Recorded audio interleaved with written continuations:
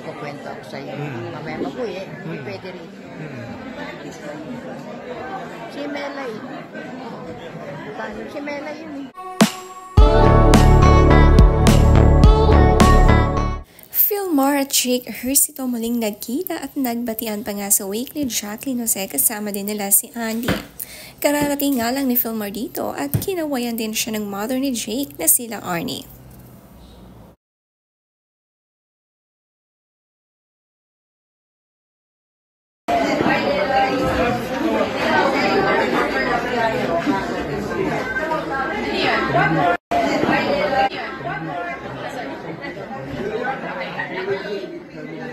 Nabuhayan nga si Andy sa pagdating ng kanyang asawang si Philmar. Masaya din at naipakilala sa ibang family niya na hindi pa nakikita at na-meet ang kanyang asawa. Mabait ngang tao si Philmar at paniguradong hindi niya pababayaan ng si Andy ngayong wala na ang kanyang ina.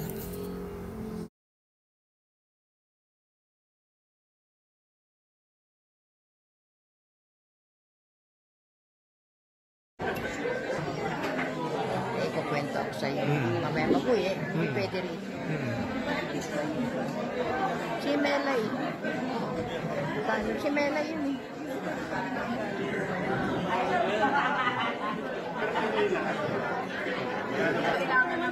Kasi di ba hindi ako nakagawa kahit ano? Ilip lang. Parang kailangan Ilip lang. Si Ellie may mga ginigrit din na tinaasikasong kapamilya ang kanyang mga kaedaran at pinsan na matagal ding hindi nakita. Dalaga na nga talaga si Ellie, kayang-kaya ng mag-isa. Ngayong wala na ang kanyang lola, nangako si Jake na hindi pababayaan ang apo na si Ellie.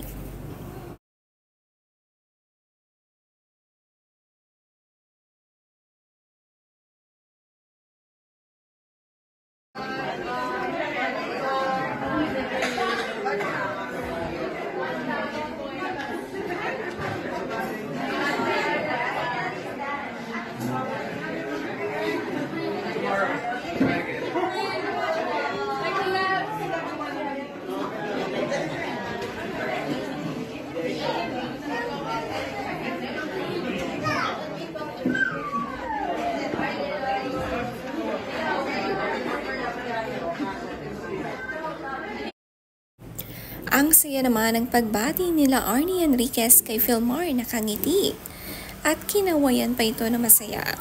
Lumapit nga sila ni Andy sa Ejercito family para magbigay pasasalamat sa araw-araw nilang pagkikiramay. Habang si Jake Jean nga ay nandito at pinapanood sila. Ayon kay Jake, wala daw siyang problema kay Philmar na hindi nga raw niya iniisip ang pagiging second father kay Ellie. Tiwala na maaalagaan niya ang mga ito.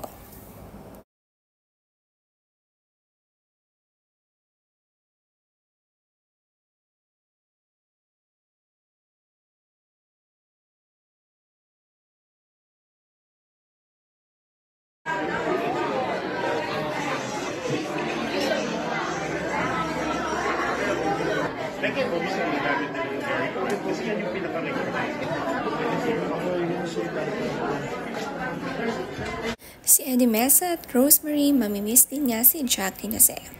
Ito naman ang post ni Michael De Mesa sa caption. Sabi niya, "You left behind a legacy of love, artistry, and inspiration. We will make sure Andy and her family are surrounded by that warmth. Rest easy now, Jane."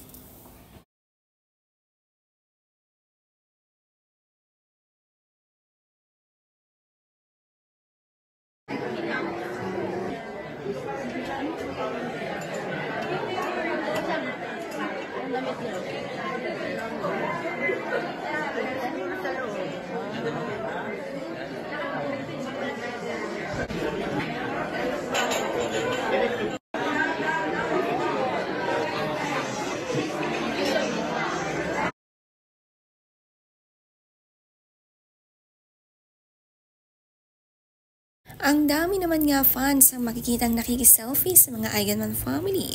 Sikat na sikat nga sila hanggang ngayon.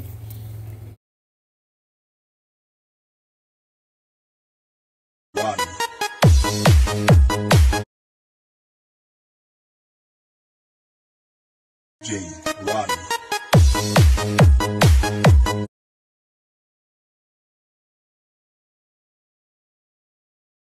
Si Jake talaga nalungkot din talaga sa pagkawala ni Tita Jane. Sana nga raw ang eulogy speech gawin din ito para sa mga nabubuhay upang maiparamdam ang tunay na saloobin sa mga taong ito.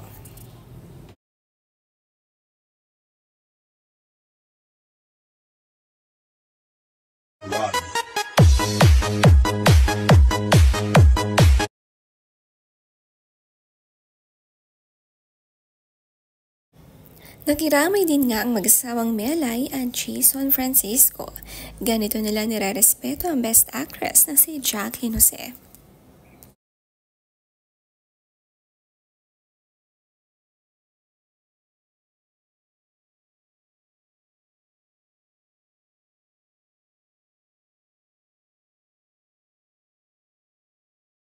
Sina McCoy at Elise naman nakiramay. Umaasa nga noon si McCoy na maka-eksena si Jacqueline. Ngunit hindi na nga ito mangyayari kaya sobrang nalungkot sila sa pagkawala nito.